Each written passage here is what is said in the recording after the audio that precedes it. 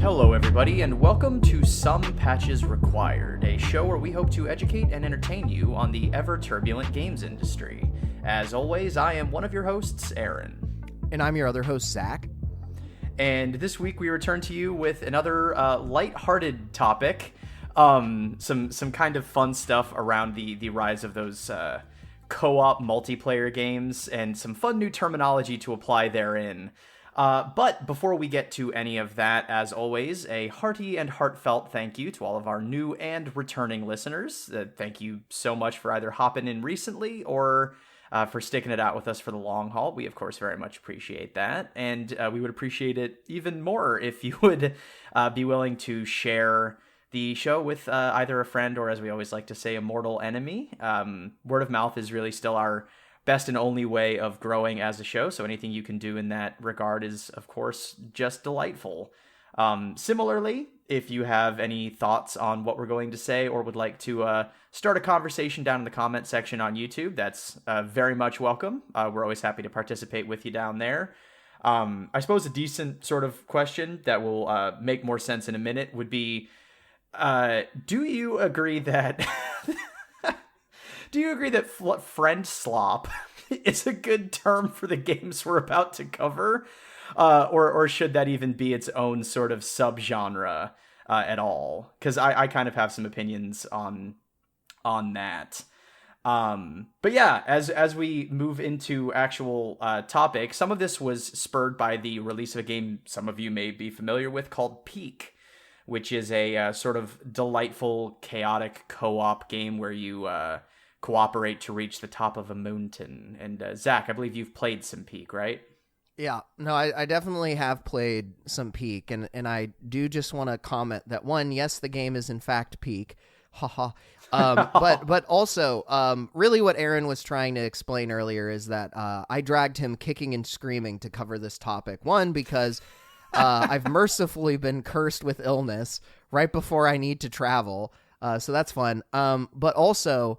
I heard the term FriendSlop when I was watching, I think it was Jack Frags, had a video on Peak, and he was talking with his friends about this term, and I remember I brought it up to you, Aaron, in one of our sync calls, and I was like, so I heard of this funny name for, like, those proximity chat, like, co-op games, like Lethal Company, but I can't remember what it is. And then literally that same day, a friend posted a meme that had FriendSlop in it. And then, you know, of course, Lethal Company was in there, Repo, and some other games. So just wanted to clarify, I dragged Aaron into this wonderful, pointless topic about FriendSlop.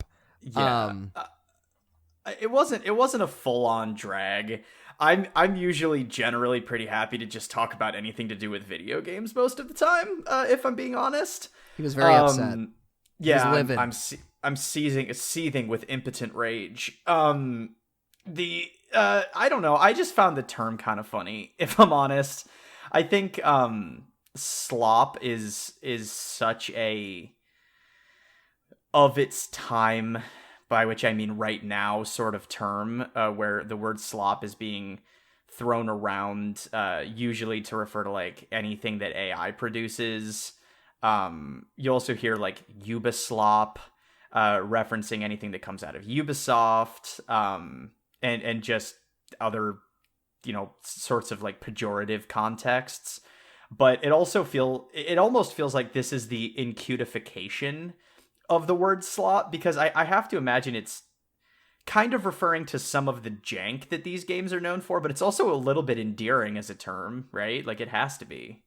Yeah, well, all I know is I brought it up at work, and my manager said, "Careful there, Zach," because I guess he thought it was some sexual thing. Oh, like really? Splooge or something. I don't know. Oh no. I was like, no, Oh, like no. this is like, it's not inappropriate. It's a game or thing. I mean, I didn't think it was inappropriate. Yeah, no, to your point, I in that Jack Frags video where he's talking about it, admittedly, he mentions it as this thing that came from people being upset that they couldn't play these games because they require friends. And so like the meme of the origin is people were mad that they couldn't play these games, and so they called it FriendSlop as kind of like a retaliation. But I like to think that, you know, the FriendSlop games out there have reclaimed the title, and it's now, like you said, like a cutesy endearing thing. Yeah. It does kind of feel that way, especially when and we will break down. There's an image that Zach sent me on Discord that has a collection of games on either side of basically like a 2-column chart. One of them breaking down what makes up FriendSlop, and one of them breaking down what makes up what they're calling friend-like games, which I personally think is an extremely dumb term. I don't enjoy that one at all. Dark Souls really has just like tainted everything to be like blank like, because well, actually, I blame Rogue. Oh wait, you're right. Sorry, Dark Souls. I totally just threw you under the bus because I'm stupid. Yeah. No. Who's the asshole now, Zach? It's like not everything has to be alike.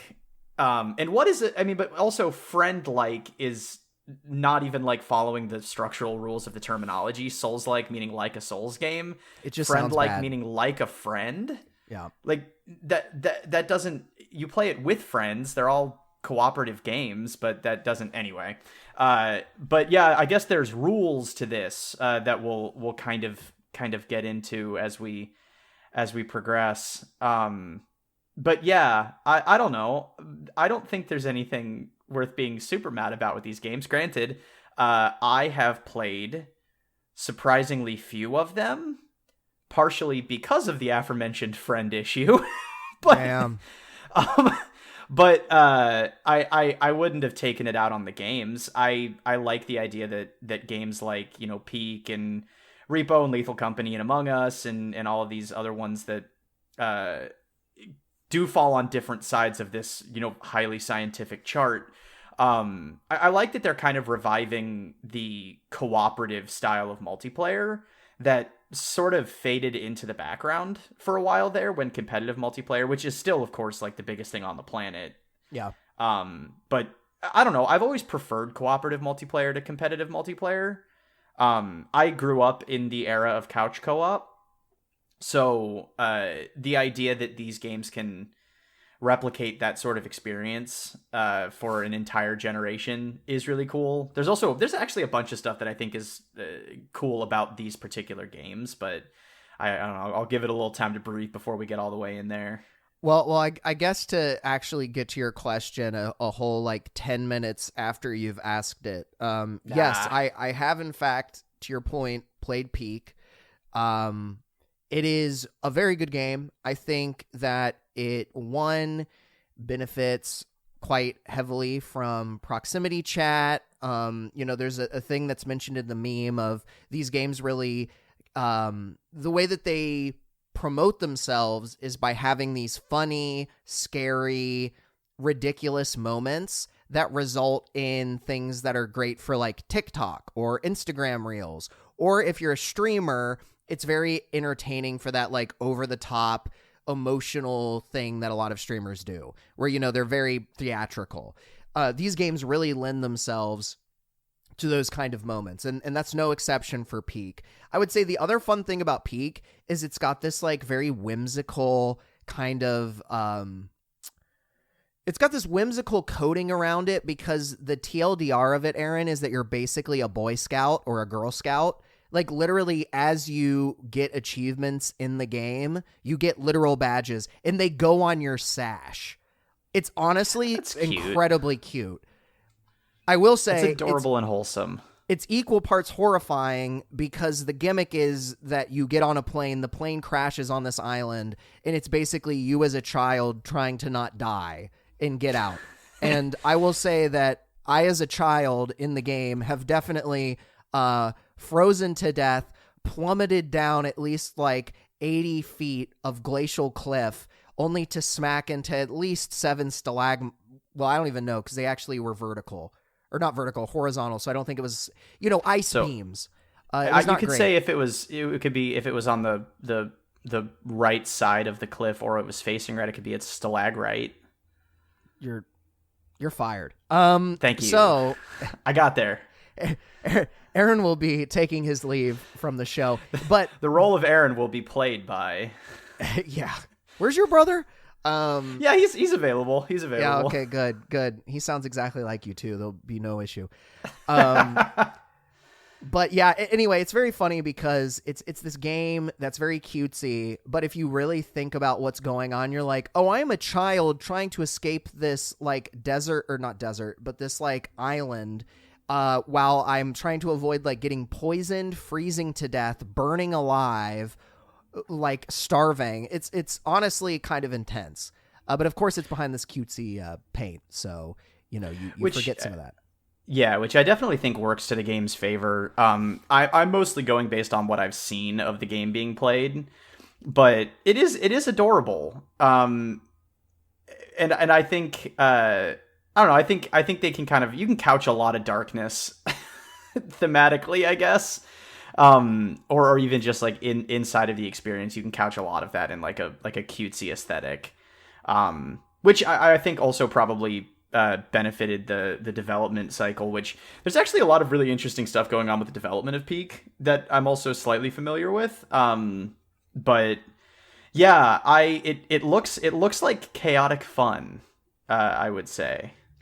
It's solidly one of those games where everything can be going really well until it isn't, and then everyone's dead. Or one person's alive and everyone else is dead. Like, it's definitely one of those games where everything can fall apart pretty much immediately. And the one thing that we didn't bring up is not only is Peak, but it also is doing incredibly well. So it's not been out for very long at all, but it's already sold over 2 million copies, or rather 2 million people have downloaded the game. And it's honestly impressive. Like, I grabbed the game for $5. It came out and was already on sale, I guess, to try and really get people engaged, to kind of cause that viral phenomenon that we're kind of seeing with it. But it's been doing really well. And I think at full price, it's only like $8. So super affordable game. It's really cool because the islands get randomized every 24 hours. So it's always, at least a new route that you're trying to climb. It's a climbing game. I don't know if we said that. So really cool. I think they did a great job. And the fun thing too, and maybe this is what you were alluding to, Aaron, is this was actually a game jam game. I believe they were working on it for a month. And then it turned into a full-fledged game. So for anyone that participates in game jams or wants to, here's another reason to potentially do it. You could maybe make the next ridiculously popular FriendSlop game. Yeah. And that does kind of speak to some of the stuff that I find cool about this subgenre at large. It is not to say that these games are easy to make and not to say that they're easy to make good. But Peak was developed for, I believe, the figures I have from Game Developer, as reported by Chris Kerr, about under $200,000 went into the development of the game, right? And it is, a 10x on its, money down just up to this point. And that, according to some of the developers, has kind of changed the way that they're approaching underneath the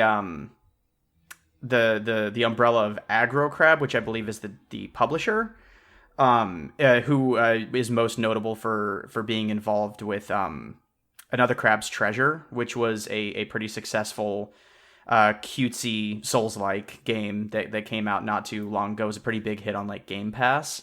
but that was a several year development cycle that was much closer to a standard sort of AAA experience, even though it's not necessarily a AAA game. It's very much a AA thing, but it's well polished. It's pretty tight. It's a much bigger game in terms of scope, but the developers at Landfall and Aggro Crab seem to have realized that keeping a game really tight in scope and not letting the sort of idea get them all carried away and making it on a very reasonable budget has just yielded them probably a much more stable return than going after something, much more ambitious, which I think is really interesting and definitely speaks to probably why there are so many games like this now on the market.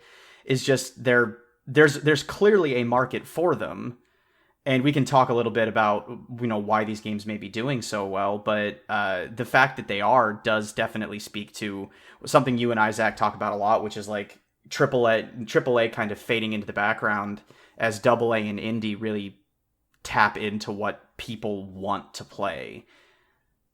Yeah, well, I mean, I think you really illustrated a very solid point that we bring up sometimes, which is when you spend $200,000 on a game, which obviously as an individual sounds like a lot of money, that is incredibly cheap when you look at the budget of like AAA games. And the magical thing about that is if this game wasn't good, but it only cost $200,000, it's like, oh no, we didn't even lose $250,000 on this. And, I don't know the exact duration of how long they were working on this project, but obviously that's another big factor.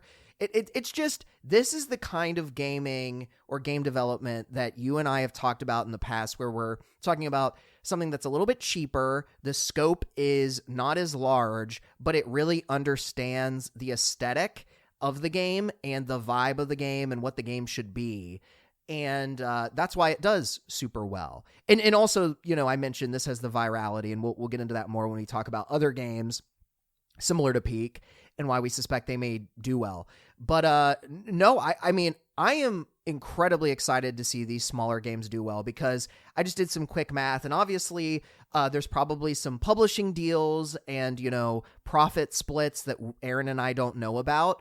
But, and obviously the game was on sale for about $5 for a long period of time. But if we just do some quick napkin math and assume that all 2 million copies of the game were sold for $8, which they weren't, that would be, I think, what did I get? $16 million. That's wild. You know what I'm saying? Like, they made such a massive profit on this game that probably had a pretty crazy turnaround.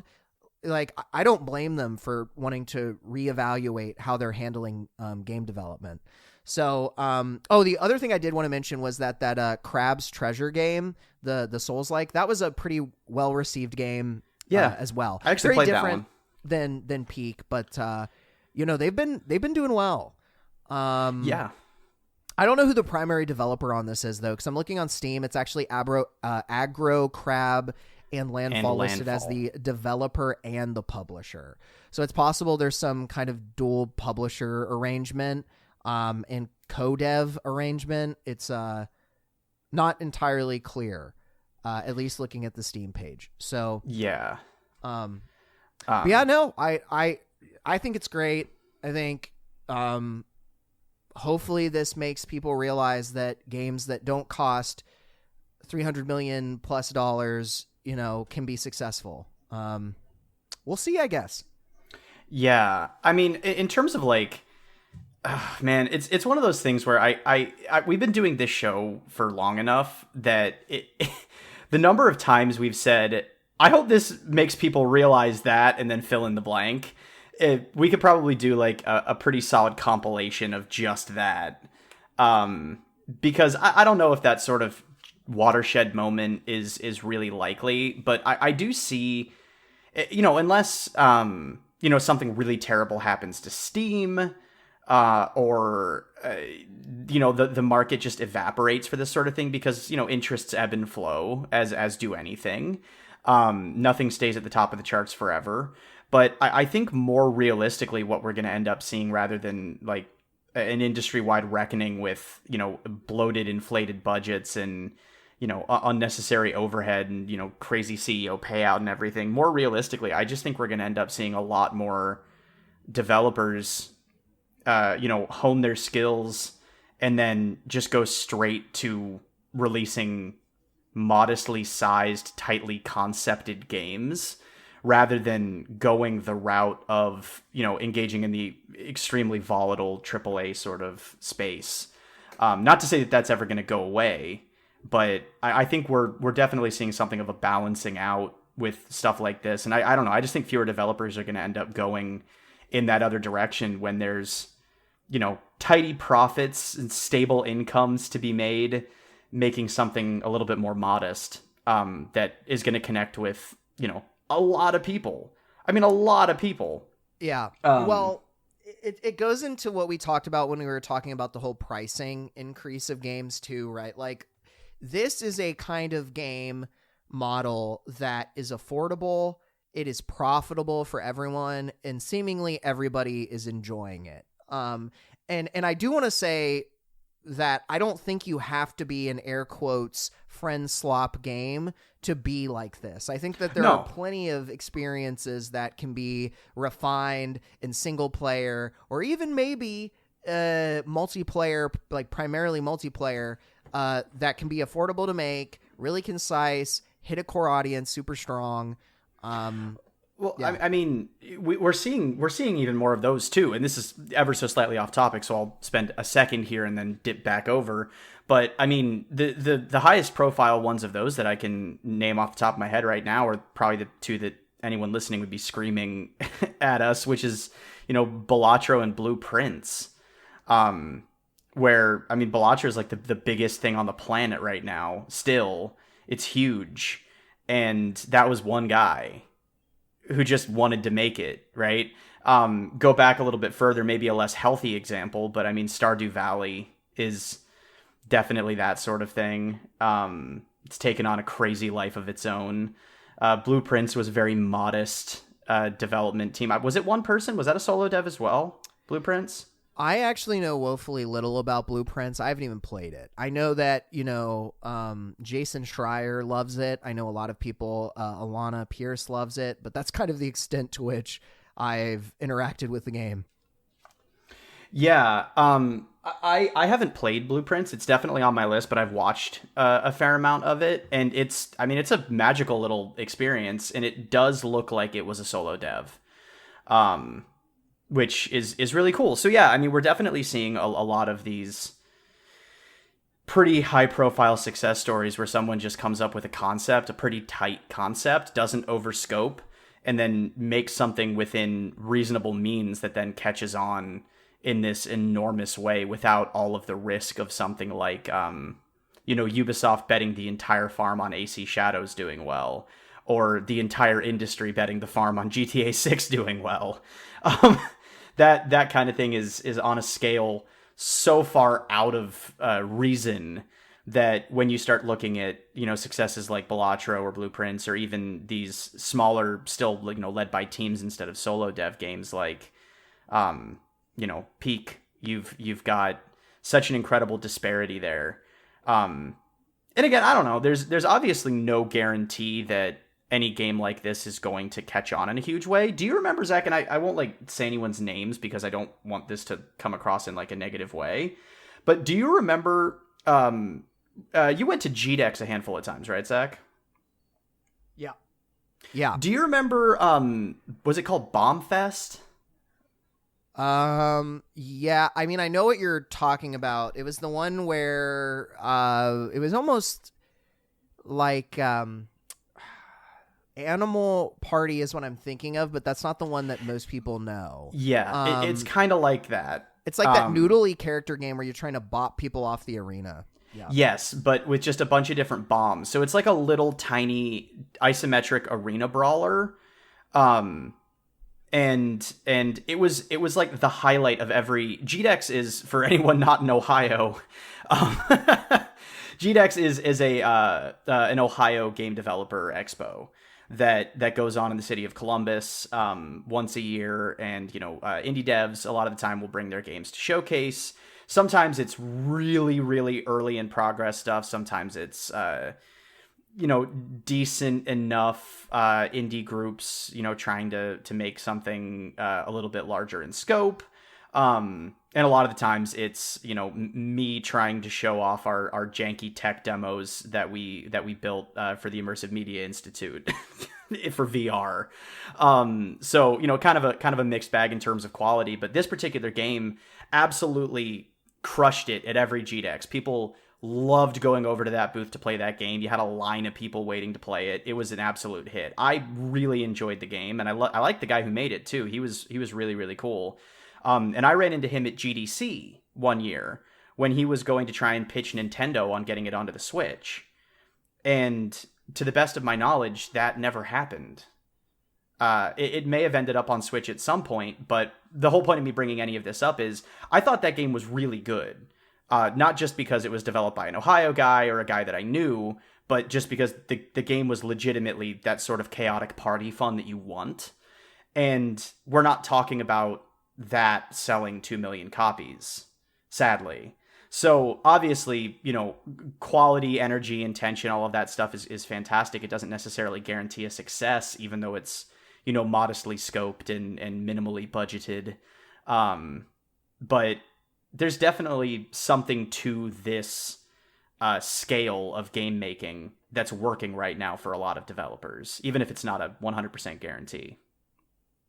Yeah, I just looked on Steam, and it looks like his game has not received a ton of attention. I'm seeing only 11 reviews, as an example, which is, of course, not the best, which is, it's unfortunate. But I actually think what you're talking about is a good lead into this, if we can call it a genre. Really, I think it's more of a trend than an actual genre, because I think that you could have a, air quotes, FriendSlop game that fits within different genres of games. Like, for example, Lethal Company, Repo, those are both extraction games, largely. You go into a place, you try to avoid the dangers and extract with different items.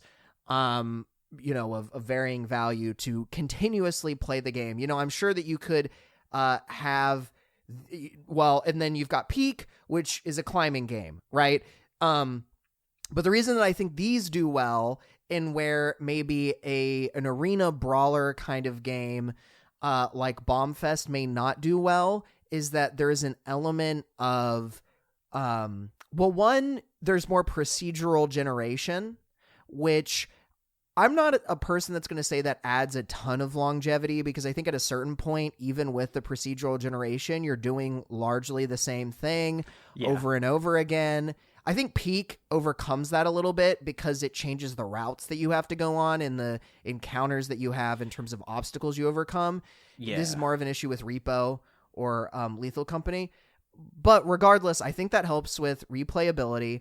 And then, like I said earlier, I think those games are more fun to watch because it's theatrical. People can have these really strong responses to bad things happening. It's much more memeable.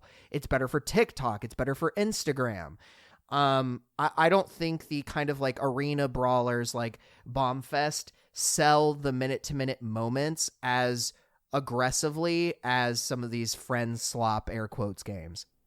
Yeah, I would agree. Again, I think that is mostly relegated to party environments, where, you have a handful of people playing Bombfest and you're doing like a tournament or whatever. I think it definitely would have excelled, and it does excel in that space, but I do think that there is a shareability. And as somebody who does not traditionally enjoy social media or sharing every single aspect of, my life on the internet for other people to consume as content, the idea that you want to make your game as shareable as possible to me instead of just as good as possible is still like a weird sort of context to put things in. But that having been said, I completely agree. I think that these games have just enough sort of like breathing room. There's enough opportunity for individual people to be doing their own thing that can mess stuff up for other people, that you have those emergent moments along with, like, especially in the more horror themed ones like Lethal Company and Repo, where there's like a spooky element. Those do lend themselves really well towards generating content, which becomes, free marketing for the games, which of course gets them in front of more people. And then, I mean, obviously this is slightly different, tangentially related, but you also do have the sheer affordability of these games means that, $10 for each person to get in to play a game that the 2 or 3 or 4 of you might play together for months at a time. $10 is a really, really good price for that. I mean, you wouldn't be able to go mini golfing for that much money. Well, I suspect. Well, what I will say about the $10 part is when it comes to Bombfest, I just looked. It's on sale for like $3 or something. It's normally $10. So with that comparison, that's not. Yeah, necessarily I meant but I do agree in the market at large, not so much to Bombfest. That was a poorly constructed point on my part. No, you're good, and that's what I figured. What I would also say, Aaron, and I don't know how much this resonates with you as someone that's maybe not the most competitive gamer, for lack of a better way of putting it. A lot of these games are co-op, and I think that helps quite a bit because it takes something where, skill would be this massive issue, and it's really not in any of these games. Like, the games are simple enough that you could have some skill expression, but they're not really made around like, being quick with your button presses or like knowing combos or knowing, like, there is certainly some element of showing skill, but for the most part, these are very approachable games from a gameplay perspective, and they're co-op. So even if you're not someone that traditionally is good at games, they're normally simple enough that you can jump in and your friends can help you play the game or enjoy the game, And I think that makes it less intimidating than some competitive co-op kind of games. I don't know. I think they're way more approachable, I think, ultimately, because of the way that the multiplayer is designed in them. Yeah. No, I would completely agree. I think in terms of games that I would enjoy doing multiplayer, co-op is absolutely my speed. Something where me and a like-minded friend can work together towards a goal is always going to be more appealing to me than something where we're directly competing. With the exception of, like, I mean, board games are still really fun for me. I love Monopoly, anything like that does have that element of competition can be a lot of fun. But in terms of video game stuff, because, I don't know, it's one of the reasons I never like got deeply into Destiny or really any sort of, even where that is sort of co-op. It's like, I know for a stone cold fact that if I join up with some people, I'm going to be the worst one in the group. And they're going to be carrying me. And they'll have their strategies optimized and all this stuff. And then I'm just going to be the dead weight dragging them down. And that's not very fun for me either. So yeah, like the lower stakes of games like this are definitely very appealing to me. I think they probably make it appealing to a much broader audience and a much wider age range. In terms of what, is going to not just sell, but stick. But to dial back to sell, it's also, there's the price point, right? Some of these games, have that veneer of edginess to them. Think like Repo definitely has like a veneer of edginess, even if it's not really all that edgy. And that's going to be really appealing for a preteen or a teen to play with their friends on limited hardware, especially if they're trying to run it on PC. I'm assuming these games do not have particularly hefty system requirements, right? So you've knocked down one barrier to entry there. It's $10 not on sale to get in. There's another barrier to entry knocked down. And, skill requirements are essentially non-existent for stuff like this. It's basically you're only constrained by time and $10, which I think is an incredibly powerful sales proposition. And yeah, I mean, if I had, free time and people to play with, I could absolutely see myself dipping into just about any of these that a friend suggested just to dick around for a while.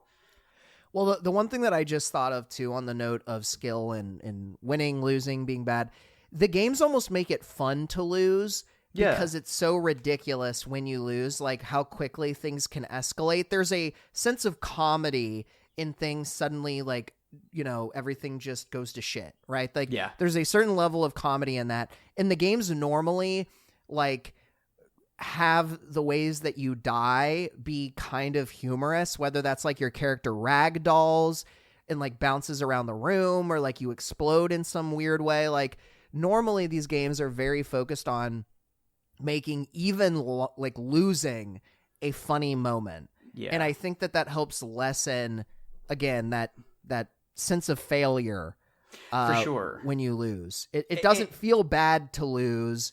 It's just kind of funny a lot of the time. Yeah. The same thing I think can be said of the cooperative element, right? Where when you're all working together towards something, Chained Together is a really good example of this. Are you familiar with Chained Together in particular? Yeah. The one where you have, is it up to 4 friends or 3 or whatever, and there's that big chain connecting everybody? Yeah, and you're basically just on this like giant floating wacky obstacle course as you're like trying to escape from hell, I think. And it's just like fairly simple janky platforming, but it's I try to imagine playing that game alone and how quickly it would become boring and irritating. And the answer for me is very quickly. It's kind of like, despite the fact that I actually weirdly respect this game, it's kind of like Getting Over It with Bennett Foddy. With Bennett Foddy. You almost need to have a friend with you to play that game. Because it's just so savagely punishing that if you're doing it by yourself, unless you are extremely determined to beat it, you're just going to get aggravated very quickly. If you have a friend there to like goad you and kind of give you shit for failing or whatever, I think it becomes a much more palatable experience. But Chained Together is very much like that, but you have to play it with other people. And I think that's where a lot of the levity comes from. You know what I mean? It makes the entire thing so much more than the sum of its parts. In a way that, I think I'd probably spend 15 minutes playing that game by myself and then go like, and something else now. It is time for other things. I can't do this anymore. I don't know. But yeah. Well, I mean, I would argue that's often the case for a lot of these games. Perhaps the negative and why, again, I don't know if this is why it was called FriendSlop, but maybe part of the reason it could be called that is you do need friends to really have fun with some of these games. Like, I don't think I'd play Lethal Company or Repo by myself. I don't think that they provide the same enjoyment because a lot of the gameplay mechanics really benefit from other people being there. The games are made, so that they're played with other people. I would actually say on the peak note, though, it is actually fun by yourself because there's enough of an element of overcoming obstacles that playing it by yourself actually feels pretty good. I actually think playing it with 2 people is kind of the best experience if you're looking to like actually competitively play the game. And what I mean by competitively, I mean like beat it, because then you're worried about less people dying and messing up and whatnot. But it actually is a game where I think at any amount of players, I've had enjoyment playing, which is kind of interesting. That is interesting. That is very interesting. Yeah, I mean, obviously, there's definitely variations inside of there. But yeah, I don't know. I think. So I suppose do you want to talk about FriendSlop versus FriendLike and just kind of meme on this meme for a couple of minutes before we slide ungracefully into our outro? Yeah, I mean, friends, if you look on the internet, you'll find many a meme. Yeah, I actually don't know where my friend found this meme, but basically, for those that can't see it, which is everyone because we have no video component, We could try and put it up somewhere. yeah, I'll maybe in the. I don't think YouTube will let me do that, but I'll try and find somewhere to put it. well, worst case we could put it on socials, but there's two sides of this meme. One says FriendSlop, the other one says friend like. And apparently the main distinction between FriendSlop and friend like is that FriendSlop has no hard win conditions, whereas friend like has hard win conditions. For like Repo and Lethal Company, really playing more of the game is the win condition. You just keep trying to raise more and more money until you ultimately lose. Like there is no winning the game. Whereas like Peak, there literally is an end. You do win the game if you climb all the way to the end. So I think that that's kind of interesting in that really what this friend-like side describes is just co-op games that have, co-op games in general. Any kind of social game, because they also picture Jackbox, which I wouldn't call strictly co-op. I would say Jackbox is... There's definitely ones that are competitive, and there's ones where you kind of work together towards a common goal. But I would mostly call that a social game rather than a co-op or directly competitive sort of thing. But yeah, I don't agree with so on the side for people that can't see it. They're basically listing out what they view as friend-like games, and they put Chain Together, which of course you mentioned, Aaron. They put Peak on there. They put Among Us. They put Pushing It together, and Guilty as Sock, and then Jackbox. Guilty as Sock is kind of a weird like courtroom party game based on what I saw from it, but I would not include Jackbox in this. Jackbox does not fit my vision of what this genre of these new cooperative games are. I think partially to what you said, a lot of Jackbox games are competitive, and also I don't think that they have that same virality that a lot of these games have. Like there isn't this emphasis on making losing fun. There's not proximity chat because you're with people in person. I mean, certainly you have laughs when you play Jackbox, but it doesn't really fit. When I think of this genre in my mind or the commonalities between all these games, Jackbox does not fit that description. No, not at all. And I take umbrage with the fact that they do say can loosely define most games played with friends, which I think is so broad as to do trying to Halo. Make it a term. Yeah, I mean, at a certain point, why bother having a term for something that's already just like there? The FriendSlop I'm willing to take as a more colloquial, like cutesy sort of thing, even if it was originally meant as a pejorative. But I do think that of the two, because on the FriendSlop side, they list out Supermarket Together, Web Fishing, and then Content Warning, Lethal Company, and Repo, which, as I understand it, are all essentially the same thing, just with slightly different coats of paint and a couple of little tonal differences. But really, in terms of like trying to distinguish the two, the only real differentiator that they've nailed down that I think is like compelling is what you've said, which is the gameplay is the reward. Like playing with your friends and continuing to play with your friends is the reward. The experience is a vector for that, right? As opposed to Among Us, which I think you and I, Zach, earlier agreed was kind of like the high-profile dawn of this whole like subgenre of kind of cutesy social games that are obviously smaller scope, smaller budget, but take off in an enormous way, and then just like have this massive audience for a really long time. I think, yeah, I mean, obviously that does have win states, as opposed to any of these other ones which are just kind of perpetual experience machines. But I don't know. it feels very weird to give this much credence to a meme, the origin of which I do not know. Um, but yeah. Ultimately, I think the important thing is, I think this whole meme with the friend-like side is, well, one, I think it's wrong because there's straight up games that core gameplay often lends itself to moments. I think Among Us lends itself to moments. I think Peak lends itself to moments chained together. I've never seen anything about pushing it together, but I'm assuming it's a very... Moments. Yeah, I'm assuming it's similar. Guilty as a Sock, similar, right?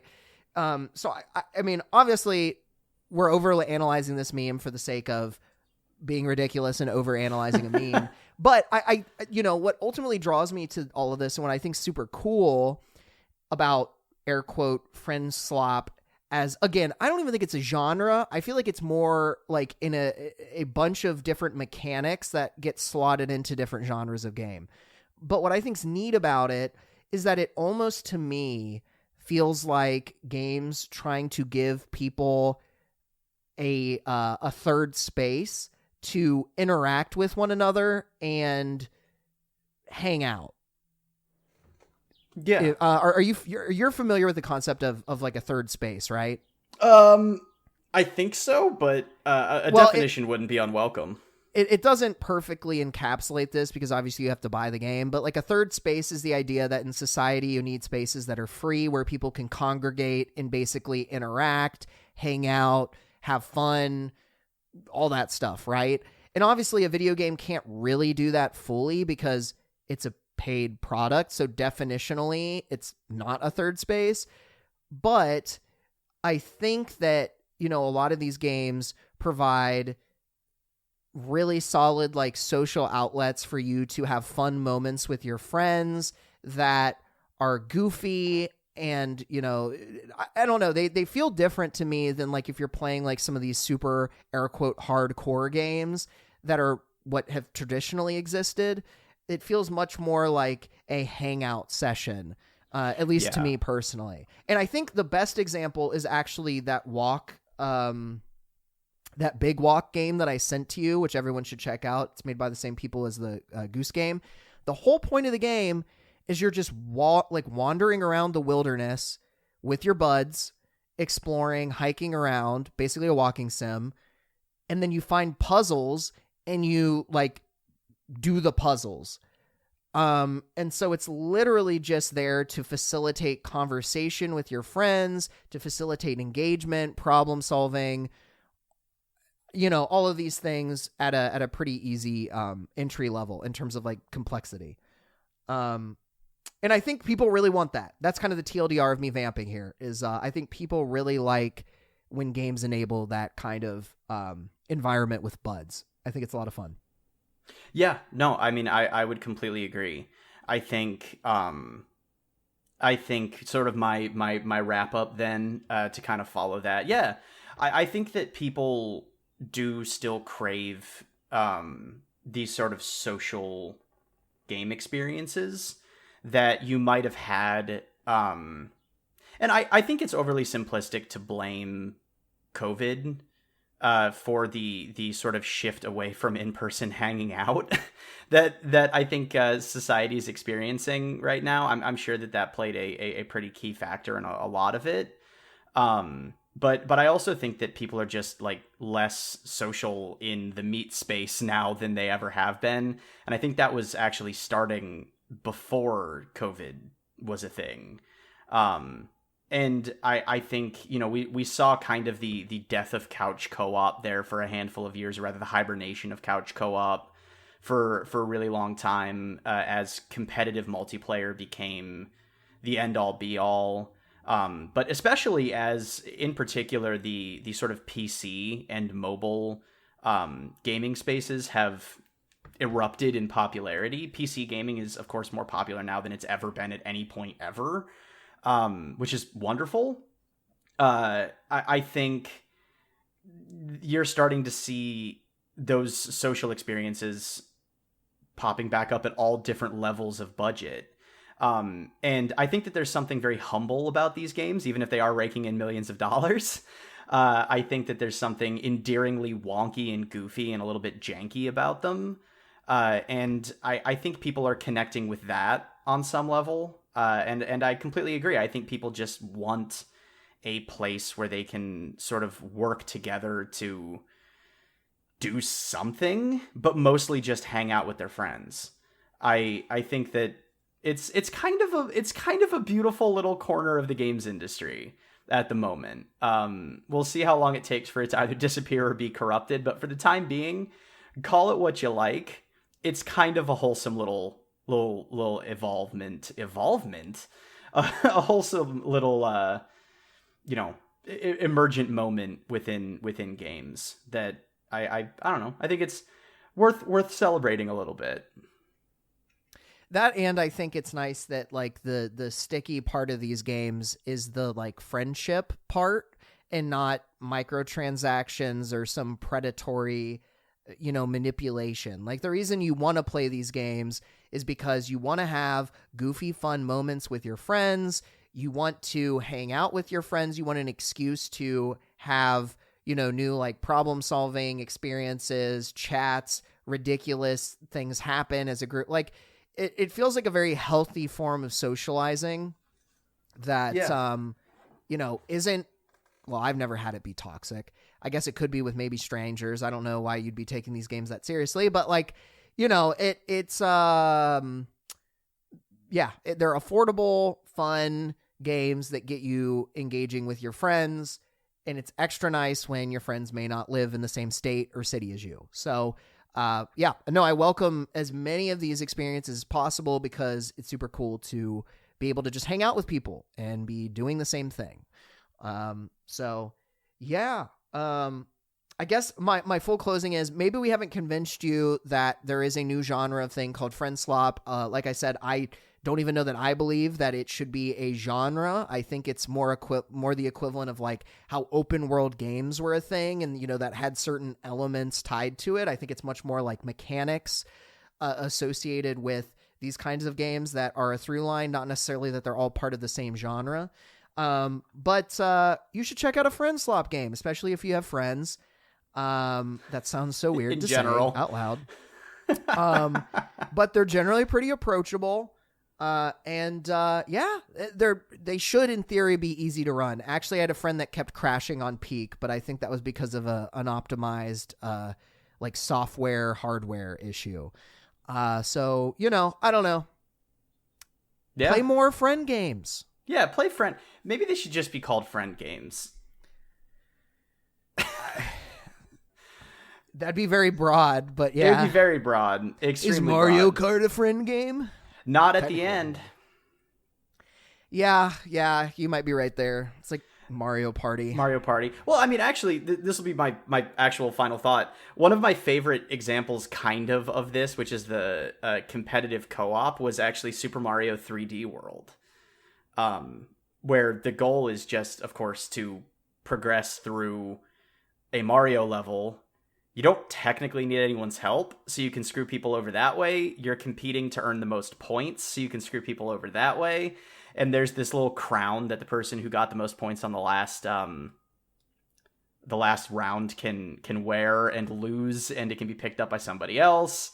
And it does introduce some of those fun little like social messing with people elements into a very traditionally sort of Mario experience. And I always remember that as being like that's like one of the games that I will still trot out if I'm trying to get somebody to like play a game with me. I mean, like Mario 3D World is a good entry point for this. Because it's just so simple, fun, chaotic. It's very easy to understand, very easy to start messing with people as a result. But yeah, play more friend games, call them what you will. Treat this meme as a holy text if you must. I would encourage you not to, but I have no sway over what you do. What we do have a sway over is who we shout out at the end. What a transition. That was seamless. Curse me for saying we'll ungracefully slide into our outro. That was the epitome of grace. It's true. I was Take notes. Ballerina for a little bit. Are ballerinas only women? That seems like a gendered term. You know what? I don't know. Yeah. Anyway, it doesn't matter. Okay. You know what? We could Google it, but I'm too lazy at this point. I have an agenda.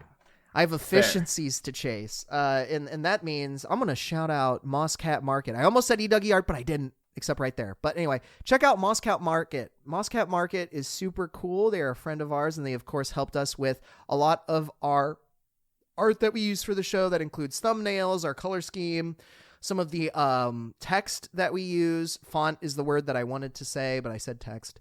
So anyway, make sure to check out MosscatMarket on both Instagram and on Etsy. You will not be disappointed. They are a wonderful human being, and you should support them. Aaron.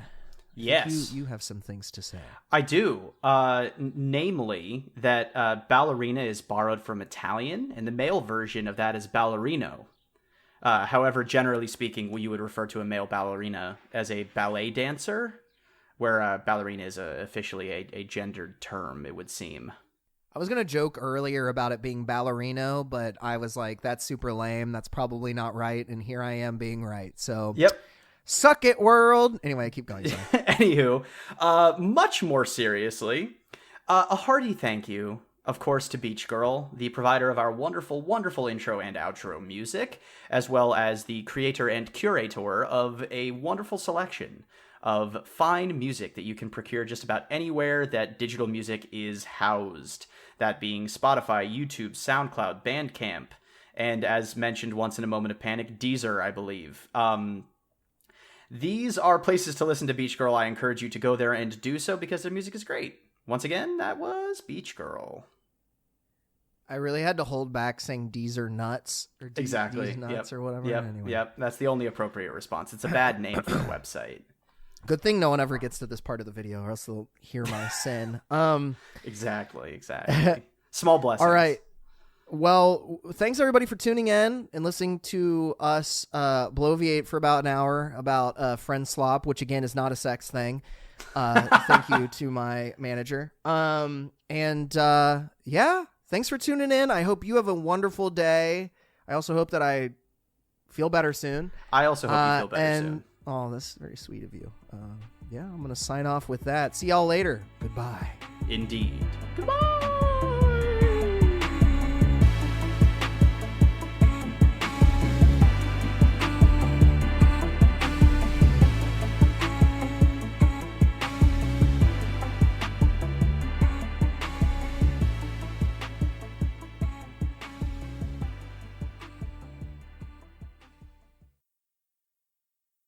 I'm seething with impotent rage.